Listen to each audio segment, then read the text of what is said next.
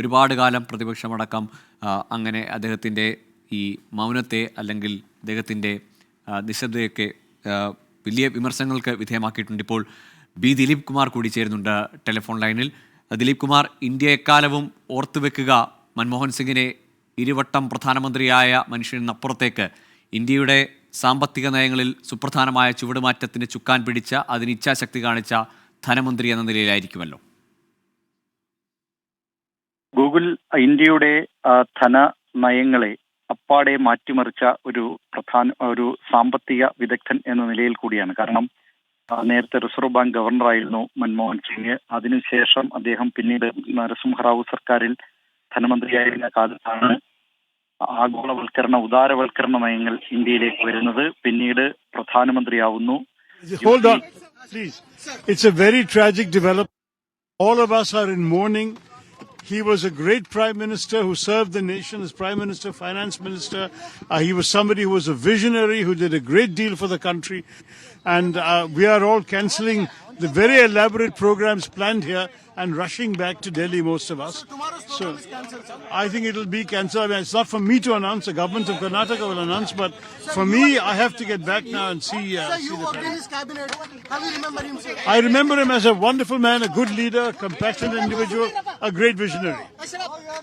Thanks. Thank you. Sasi Tharoor MP ആണ് ഇപ്പോൾ മൻമോഹൻ സിംഗിനെ അനുസ്മരിച്ച് ഈ വാർത്ത പെട്ടെന്ന് ഞെട്ടിപ്പിക്കുന്ന വാർത്ത എന്നാണ് അദ്ദേഹത്തിൻ്റെ ആദ്യ പ്രതികരണം. അതിനപ്പുറത്തേക്ക് ഒരു ദീർഘവീക്ഷണമുണ്ടായിരുന്ന ഒരു ഭരണകർത്താവാണ്, അദ്ദേഹത്തെ പറ്റിയുള്ള ഓർമ്മകളാണ് ഇപ്പോൾ ശശി തരൂർ പങ്കുവച്ചത്. കോൺഗ്രസ് നേതാക്കളെല്ലാം ബെൽഗാവിലാണ് ഉണ്ടായിരുന്നത്. അവർ ഡൽഹിയിലേക്ക് മടങ്ങുകയാണ് ഉടനടി എന്നാണ് പറഞ്ഞത്. ദിലീപ് കുമാർ തുടരുന്നുണ്ട്. ദിലീപ് പറഞ്ഞു വന്നത് ഈ സാമ്പത്തിക നയങ്ങളിൽ അദ്ദേഹം ചെലുത്തിയ സ്വാധീനം അല്ലെങ്കിൽ നിർണായകമായ ആ വഴിത്തിരിവിനെ പറ്റിയാണ്. തുടരാം. ഗൂഗിൾ ഇപ്പോൾ കോൺഗ്രസ് നേതാക്കൾ ബെലഗാവിയിൽ നിന്ന്, അവിടെ ബെലഗാവിയിൽ നടന്ന കോൺഗ്രസ് സെഷന്റെ 100ാം വാർഷിക ആഘോഷമായിരുന്നു. അതിൽ നിന്ന് ഇപ്പോൾ അവിടെയാണ് എല്ലാ കോൺഗ്രസ് നേതാക്കളും ഇപ്പോൾ ഉള്ളത്. അവിടെ നിന്ന് കോൺഗ്രസ് നേതാക്കൾ ഡൽഹിയിലേക്ക് പോവുകയാണ്. ഇക്കാര്യത്തിൽ ഔദ്യോഗികമായ പ്രതികരണം കർണാടക സർക്കാരിന്റെ ഭാഗത്തു നിന്നുണ്ടാകും. കർണാടകയിലെ കോൺഗ്രസ് നേതാക്കളാണ്, കർണാടക ഘടകമാണ് ഇതുമായി ബന്ധപ്പെട്ട ആഘോഷ പരിപാടികൾ സംഘടിപ്പിച്ചത്. ഇതുമായി ബന്ധപ്പെട്ട് ഒരു പ്രതികരണം അവിടെ നിന്നുണ്ടാകും. ഏതായാലും നേതാക്കൾ ഡൽഹിയിലേക്ക് മടങ്ങുകയാണ് എന്നാണ് ഇപ്പോൾ ശശി തരൂർ വ്യക്തമാക്കിയിട്ടുള്ളത്. ഏതായാലും ഇന്ത്യയുടെ വർത്തമാന കാലത്തെ സംബന്ധിച്ച് പല മാറ്റങ്ങൾക്കും വഴിയൊരുക്കിയിട്ടുള്ള ആഗോളവൽക്കരണ നയങ്ങൾ വലിയ എതിർപ്പിന് അക്കാലത്ത് ഇടയാക്കിയതാണ്. ആ ഉദാരവൽക്കരണ നയങ്ങൾക്ക് ചുക്കാൻ പിടിച്ചത് മൻമോഹൻ സിംഗ് ആയിരുന്നു. ഇതിന് ശേഷം അക്കാലത്തും വലിയ എതിർപ്പുകൾ മൻമോഹൻ സിംഗിനെതിരെ ഉണ്ടായിരുന്നു. പിന്നീട് ആ വലിയ എതിർപ്പുണ്ടായത് ആണവ കരാറുമായി ബന്ധപ്പെട്ട്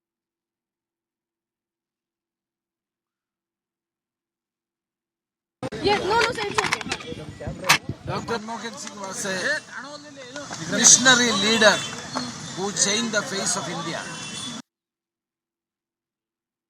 has brought the nation more stronger and stronger. Nobody can forget the great contribution of Dr. Manmohan Singh. His 10 years tenure has converted India into a mighty economic power in the world, and also he had given lot of contribution to the.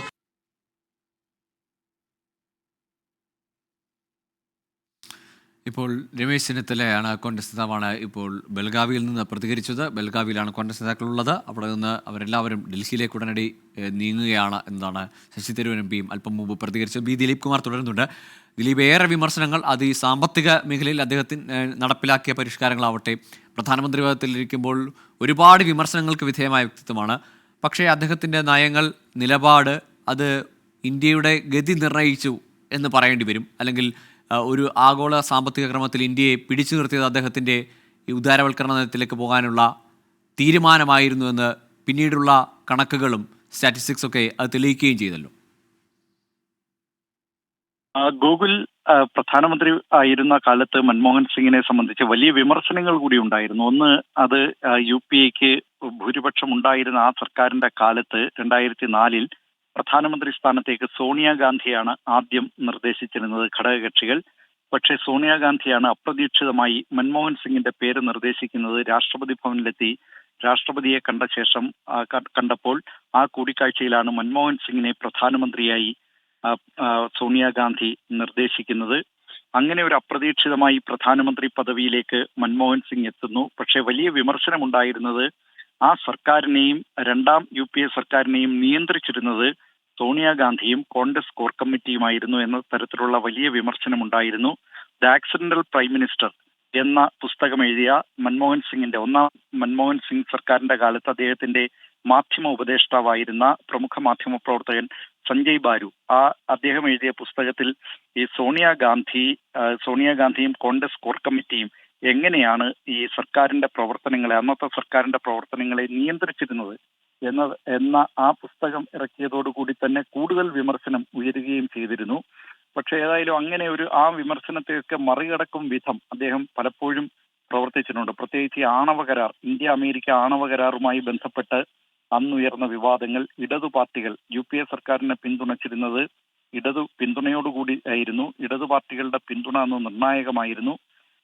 ആ പിന്തുണയിലാണ് ഒന്നാം UPA സർക്കാർ മുന്നോട്ട് പോയിക്കൊണ്ടിരുന്നത്. പക്ഷേ ഈ ആണവ കരാറിനെ ഇടതു പാർട്ടികൾ ശക്തമായി എതിർക്കുകയും പക്ഷേ ഈ എതിർപ്പുകൾ മറികടന്നുകൊണ്ട് മൻമോഹൻ സിംഗ് ആണവ കരാറുമായി മുന്നോട്ട് പോവുകയും ചെയ്തു.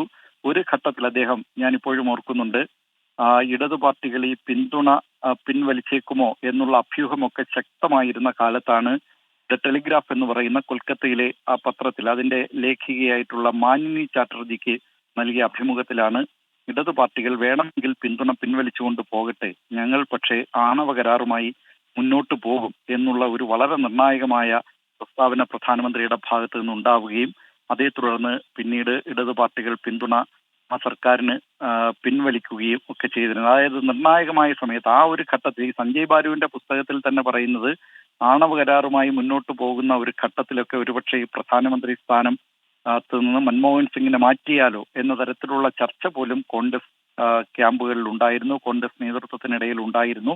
പക്ഷെ അതിനെ മറികടന്നുകൊണ്ട് അദ്ദേഹം ചില തീരുമാനമെടുത്തു. BJPയുടെ ഭാഗത്തു നിന്നൊക്കെ അന്ന് ഉണ്ടായിരുന്ന, പ്രതിപക്ഷത്തിന്റെ ഭാഗത്തു നിന്നുണ്ടായിരുന്ന വലിയ വിമർശനം ദുർബലനായ പ്രധാനമന്ത്രിയാണ് മൻമോഹൻ സിംഗ് എന്നായിരുന്നു.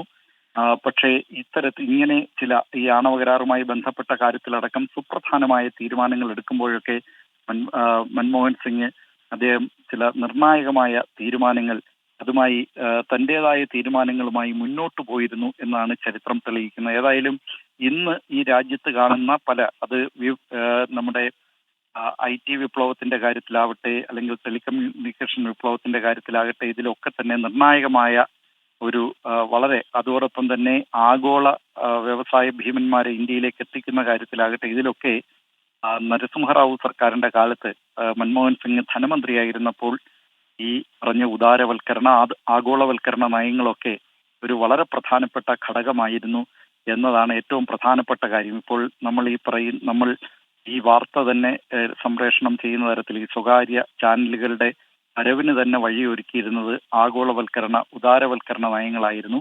അതിലൊക്കെയും വളരെ നിർണായകമായ പങ്കാണ് മൻമോഹൻ സിംഗ് ഒരു ധനമന്ത്രി എന്നുള്ള നിലയിൽ വഹിച്ചിരുന്നത്.